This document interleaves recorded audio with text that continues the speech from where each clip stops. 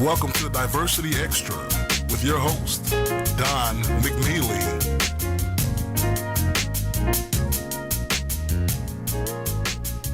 And hello, everybody. I'm Don McKneely, and welcome to Diversity Xtra, where we tell your story.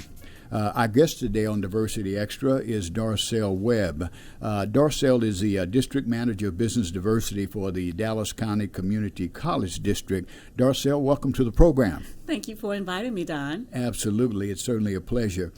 Before we get started, Darcel, or as we get started, can you maybe tell us a bit about your earlier backgrounds in terms of some of your career work before you joined Dallas County Community College District? I'd love to tell you that, but hopefully I won't tell my age along the way. But I started my career in manufacturing at AT&T, which was Western Electric way back when, so we won't talk about that. Just working on the shop floor and working my way up to be a technical trainer in the manufacturing arena. And then at some point in time, I moved on to do some human resource kinds of things with some small businesses. And then I came back to the telecommunication area when I moved to the Dallas-Fort Worth area, working in Plano for another telecommunications company, as well as I've worked alongside people in doing things such as, I was in the hotel industry. I worked as a supply diversity person there with Wyndham International Hotels before they were bought out by another company. But they're still in the hotel. That was one of my fun jobs, is to be in the hotel industry. So I enjoyed that immensely. So I've come back to the work where I did work for the city of Dallas at one point in time, believe it or not. So I did have my pieces there. And then I was back in telecommunications when I moved here with DSC Communication, WorldCom, and MCI. And fortunately, I was able to come to the Dallas County Community College, and I've been there for a little over 12 years now. Wow. And now what year was that when you started with the college district? In October 2007. 2007. Yes. Okay. Can you tell us a bit about the Supply Diversity Program and the initiatives at Dallas County Community College District? We have an array of things that we do at the Dallas County Community College. When it comes to our suppliers, we're looking for suppliers in all spectrums that can do business with us, that have the scope and the size of their business that they can do. And as you know, a community college is like a small city. We have 7 locations. Well, we have 7 colleges, not all 7 are called locations, but we have some areas there. So we're looking for companies that are able to do business in the arena of facilities management, construction projects, anything dealing with schools or classrooms, supplies, things of that nature. So we're actually just a little small city that uses a lot of things. But there are things that we don't have contents of using, but that's on an as-need basis. Now, what year did the college district start their program, Darcel? Can you give us a feel for that? That really dates way back, and I'm going to say probably more than 20 years ago. Wow. That they had, but they really built up the program when we did our bond program that was $450 million. And that was probably in 2006, 2005 time. And they built a staff around a lot of the compliance things that we were doing on the supply diversity piece. As we look at the program and look at your role with the college district, can you talk a bit about what your role and what your job entails, and kind of share that with us a bit? I like to think of myself as an advocate for minority and supplier women, as well as being a liaison internally with the things that we do, especially from the procurement perspective, because that's where requisitions and what we need products and services and things of that nature for, along with just being an advocate out in the community, working with the various chambers and contract administrators, contract associations, community leaders, in getting them to know how to do business with the Dallas County Community College, as well as just kind of keeping them updated on the things that we do, since we've been in the forefront of seeing that minority suppliers have an opportunity. I can say that we're probably one of the few community colleges that has a supply diversity program with a department or at least a person in that area. And I know that because I talked to a number of my counterparts around the country. Well, when you talk about the community college district and business diversity, who are the primary targets for the business diversity initiative for a college district? Is that primarily the minority and women-owned businesses, or is it open for other small businesses? Or can you talk to that just a bit? That's a great question, because we have had what we call an MWB program, Minority and Women Business Program, and as times have changed, a lot of things are changing with that, and I can see that we will probably be incorporating small business as well as veteran-owned businesses into our processes as we move forward, just because of some of the initiatives that are changing across the country, and not just with the Dallas County Community College, but in states and local governments. They're adding on small business enterprise, as well as we have a lot of emphasis now on veteran programs, and I can see us moving in that direction. Darcel, you've had quite a bit of experience in the supply diversity arena over the years. How has supply diversity changed since you began working in supplier diversity? Do you have a feel for that in terms of how it's changed or improved or, progressed? Any thoughts around that? And that's another very good question that you asked, because the changes I've seen is that we are using more minority and women-owned suppliers, but we need to expand that breadth and width of what we do by those companies being able to do business with us. We're entering into a lot more of entrepreneurs who are seeking to do business with us, small companies that have started out small, have now grown into capacity where they can do business with us.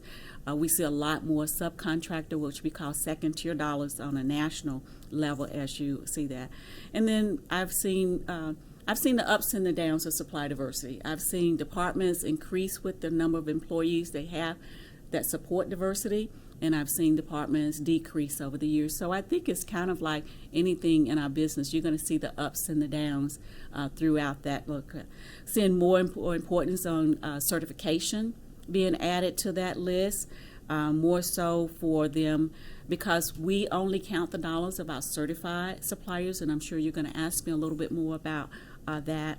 And then the other part that I'm seeing more of is that there have been more availability and disparity studies that are shaping our organization's programs on how we use the anecdotal information, how we're looking at what availabilities that we have out for suppliers in our areas, and then concentrating on doing more local business where we are helping to grow the economy in size and scope. Because just based on what we see across the nation, we have more small business that employ more people than large corporations. So I think that's a great avenue for companies to be able to joint venture, to partnership as they move forward. So, Darcel, in terms of the community college district, I think we generally refer to a college district as a public sector entity, if you will. And you've had the experience in the private corporate sector. What seems to be the difference in, say, public sector supplier diversity versus maybe corporate supplier diversity? Okay, so I want to start with the public side of it, because public procurement laws that legislators have put in place are a little bit more tight and stringent and strict than corporations. Corporations have the flexibility of hiring suppliers based on other criteria. Well, we have a little bit more stricter criteria, and I like to say, and even my associate procurement officer and I were talking about this yesterday, is that public sector people have more tendency to go to jail, to be in prison for doing things or go to, accused of things that would get them in trouble. So we always want to be honest and above board with that, because we do follow procurement laws Right. Based on those. And not saying that corporations don't have their procurement processes and procedures and stuff in place. It's just that we're a little bit more tighter and we're more accountable to the public for public dollars that we spend, for being able to do audits. So there's a paper trail, and now there's going to be more of an online trail of things. So I see that being a little bit more, that corporate has a little bit more flexibility than some of what we do, because we have to be a little bit more accountable for that and follow the laws of our state and local governments. Absolutely.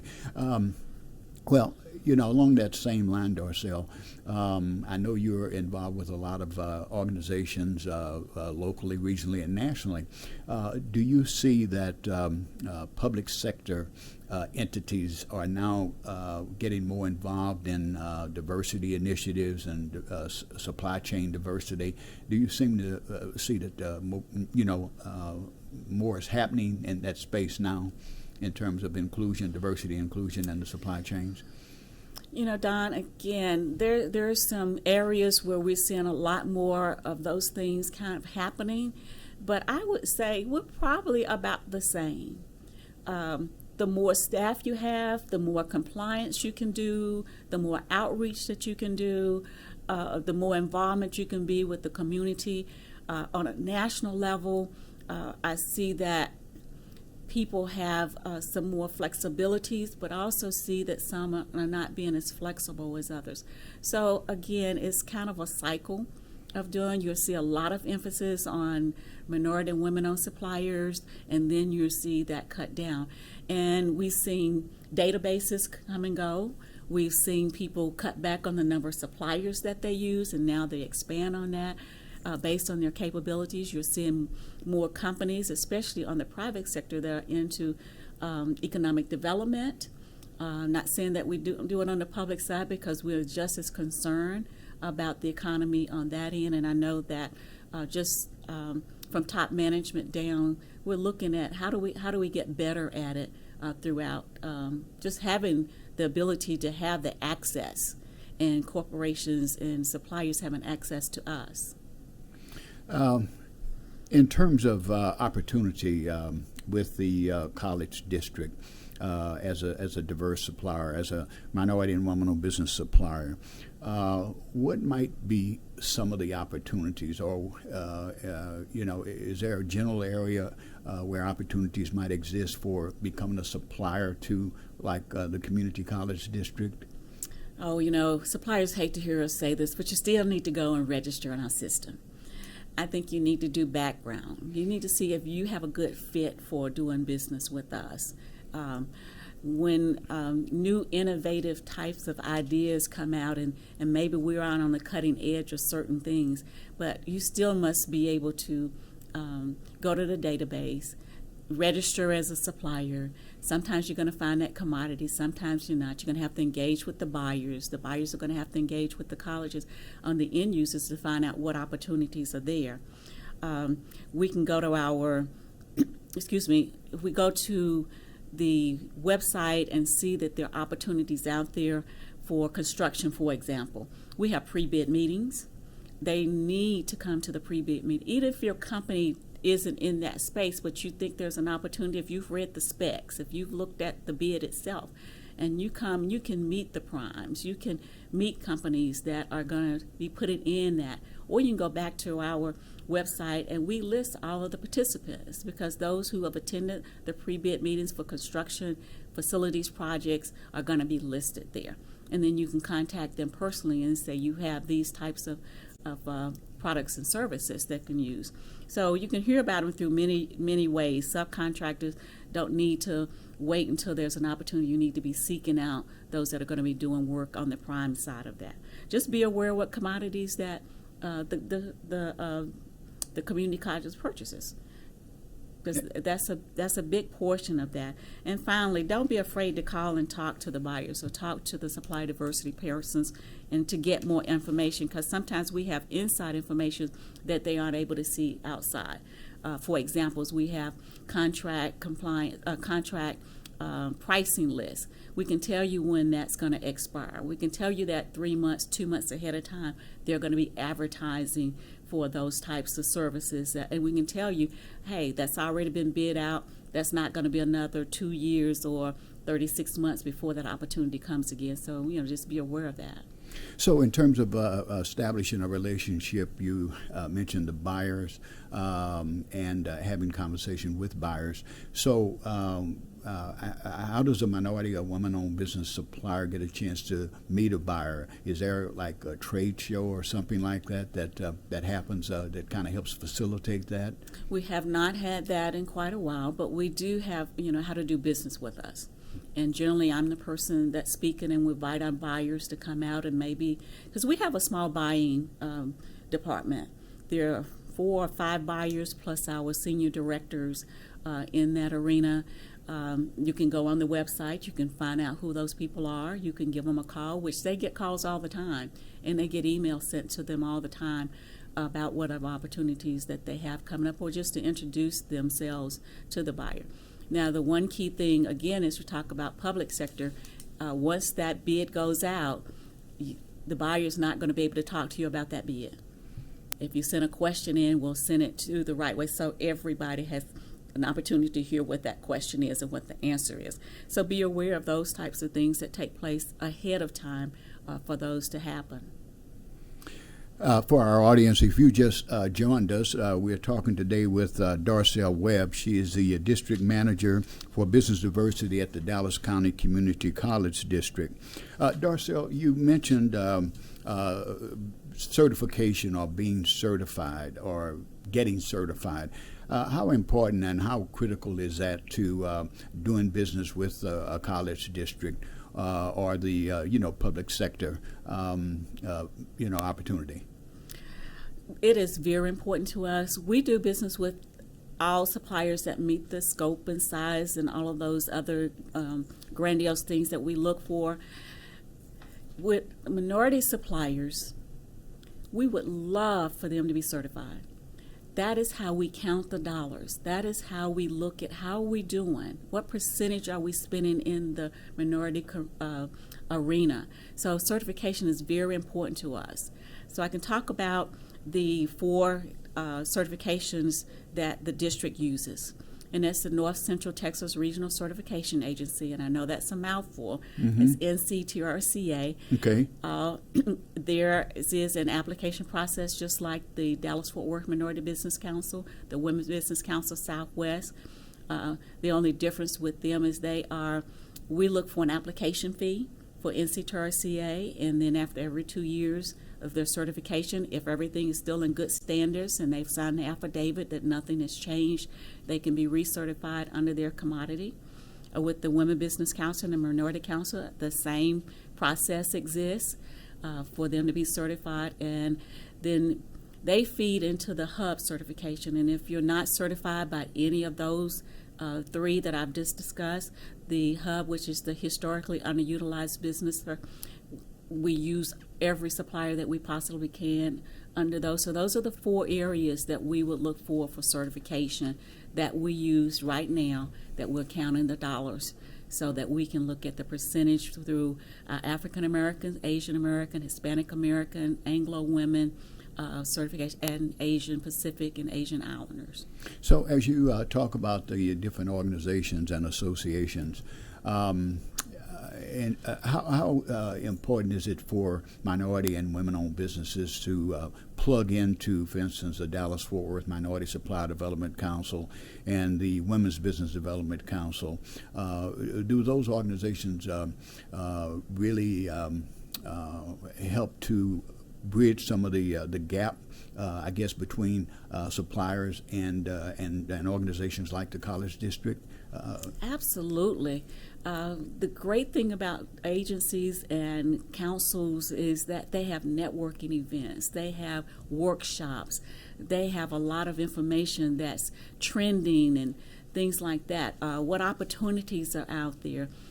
Those are important that they're connected, because again, that's where you're going to find your supplier diversity people. That's where you're going to find some of your buyers coming to their quarterly luncheons and networking events. That is a good face-to-face instead of trying to call and trying to leave messages and trying to get them on the phone. If you're able to do those, I believe also in collaboration. When we do collaborations with the City of Dallas or DISD or the Chambers of Commerce, then that is a one-stop opportunity to meet all of the people that you would like to get connected to pass out your business cards, to give us your capability statements so that we can take those back for those buyers who aren't able to attend. Because, you know, if you're out of the office all day, as a supplier, you're not getting much work done. And then the same thing happens with the buyer. If they're out of the office, they're not really getting those opportunities going through the system the way they need to. So I think it's very important. And to add to that, the Black Chamber of Commerce is a great connection, the Greater Hispanic Chamber, the Greater Hispanic Chamber, Greater Asian Chamber, I've repeated that, the Regional Hispanic Contractors Association, the American Contract Association, the Black Contractors Association. Yeah. You're connected to those. We are members of those organizations. I don't get a chance to attend everything that they do. I have to tell you that bandwidth of mine is growing smaller and smaller, but I get to do as many as possible. But it's another great way to meet people who are doing that. So then you can get to see, who do I need to plug into? And then don't be impatient with us when we don't answer you right away, because we have all of those balls in the air. And additionally, we send out notifications to each one of those. There are about 50 plus chambers of commerce, I understand, and associations throughout the Dallas-Fort Worth area. So every time that we have an opportunity, we have someone emailing those for their members to see and look. So if you're not getting those emails and you're part of any membership of that, I would recommend highly that you get to be plugged in to just seeing, because sometimes you as a business person may have someone else looking out for you and your business. Please update your email address. Make it a generic email address. If that person is out or on vacation, then they get an opportunity. You or whoever is assigned can go back and look at that. Opportunities are flowing through all of our public sectors now. There's no shortage of business in the Dallas-Fort Worth area for our MBEs. Oh, good. Excellent.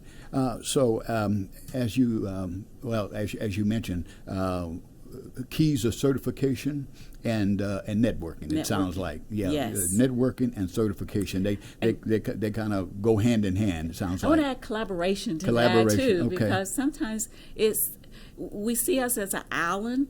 And if you can collaborate with another business, or you can collaborate with another entity to bring forth that, then we won't put so much strain on the MBE suppliers to always be at all of our events, because they can have a one-stop destination, whether that's once a quarter, once a month, or when we're invited. Make sure that we bring all of our opportunities to that, because we get invited to go to all of those types of networking events. So I would just encourage people like myself who do what I do to make sure that we are on with all the information as well. Darcel, so tell me, as a minority, a woman-owned supplier, are there a few things that a buyer or that an organization specifically looks at in terms of doing business with a minority or woman-owned business supplier? Anything stand out that you generally look for? Oh, that's also an awesome question, because people don't really think about this. And the first thing that comes to my mind that's not in my notes is that we do look at references. When you have put in your bid and it asks you for references, they want companies that are doing business with other entities in that scope, the dollar amount. There'd be a good reference, because we do call our references.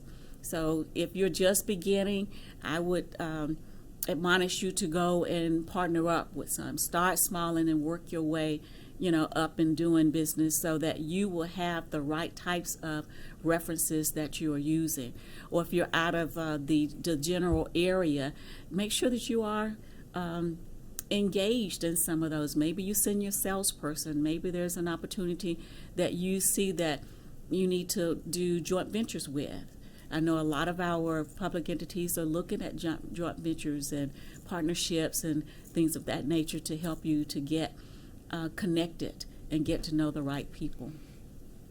Well, there's a big buzz, I think, in the markets and in the communities these days about minority and women-owned business being the fastest growing business entities in the communities, if you will. And so, from your perspective, how do you see minority and women-owned business growing? Do you see it making good progress and growing and really making the impact that everybody says it is? You know, Don, I wish I could answer that with some facts and figures, but I can't. But our North Central Texas Commission, Council on Commissions would have that information, or governments would have that information. As a matter of fact, I was looking last night at just women businesses as I'm doing another report and looking at some other things.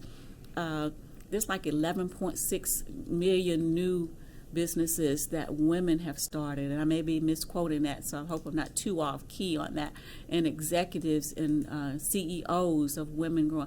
And we know that women are really making a lot of impact, but we also see that the generational of people that are going back for their master's degrees and their doctoral degrees, we see this whole scenario around entrepreneurship, especially on the millennial side, because they're really into those things. So I see the trends that are moving where people are starting new businesses. There are more employments. Look, there's more opportunities, more innovation along that. And I'm sure social media has a lot to do with that. In it. So the trends are moving where people are becoming more self-employed. People are looking at avenues of sometimes even as second job. How do I do that to support my family? I've got 2 kids or 3 kids, or here they're stair steps ready to go to college. How do I increase my income? And we're looking back at what's our passion, what's our interest, what are we good at? So I see that trend of more entrepreneurs being on the road. So I would go back to our North Central Texas Governor Commissioner who's collected all that stats. And people who do those kinds of stats, you can research that on Google just very, very easily. Absolutely. So as the saying goes, the future looks bright for minority and women-owned business based on what we see, because there's just a lot of activity. There's a lot of activity. And the growth in the minority community, population-wise. Oh, yeah, demographics, Demographics will tell you that straight up, that there are more opportunities for people to do those kinds of things. And the great part about that is we have avenues of helping entrepreneurs. Goldman Sachs has a program for businesses that have been established 2 or 3 years to go in and help them to build and develop more. There's a Small Business Development Center that helps helps suppliers completely, that are helping with that statistical stuff, their business plans, and what opportunities they see in the marketplace. And then you've got the minority, that minority council with the financing. They're helping to see how much money and how many projects are out there in the government space. Because the government has to has their compliance as well. Oh, absolutely, absolutely. Well, let me ask you, Darcel. So, as a public entity, how can the community help you and help support the Dallas County Community College District in terms of the work and the things that you all are doing? Stay plugged in. Stay connected to what you hear in the community, as well as checking our website, see what new things are going on. And when we have networking events, when we have how to do business with us, or how to build your capacity, or whatever we use those signature names now, be innovative, that would help not just Dallas County community, but it would help other public sectors, because every small business cannot do business with just the Dallas County Community College. They need to diversify. If you're in that public sector, look at DART, look at NTTA, look at the City of Dallas, City of Fort Worth, City of Arlington. Look in areas that you may not have thought about, that opportunities are growing. They may not have a program, so don't always just look at a program. Look what opportunities you have for capacity building for yourself, for your business, for your revenue dollars, so that you can expand. And then you'll be ready to take on some of the larger companies, or if you diversify into corporations, or if you diversify into other business, you've already built a pipeline. Absolutely. in that arena. Absolutely. Well, that's great information, Darcel. And you mentioned checking out your website. Can you give us the website address so we can dial that up? Yes, that's going to be www.d and 3cccd Okay. .edu, which Okay. edu is education. Okay. All right. And then if you just hyphen that for purchasing, then it will pull up the purchasing website. And there's a lot of great information on purchasing website as well as the business diversity website. Okay, so I'll repeat that. That's www.dccd. Correct. Three C's. 3 C's. Okay. .edu. Yes. Very good. Well, Darcel, thank you so much. As they say, when you're having fun, time runs fast. And so, thank you for joining us. We look forward to having you back on the program again. Again, our guest today has been Darcel Webb, manager of supplier business diversity at the Dallas County Community College District. And be sure and check out Diversity Xtra on the YouTube channels. And we look forward to seeing you all again next time where we tell your story. Have a great day. Thanks, Don. Thanks, Darcel.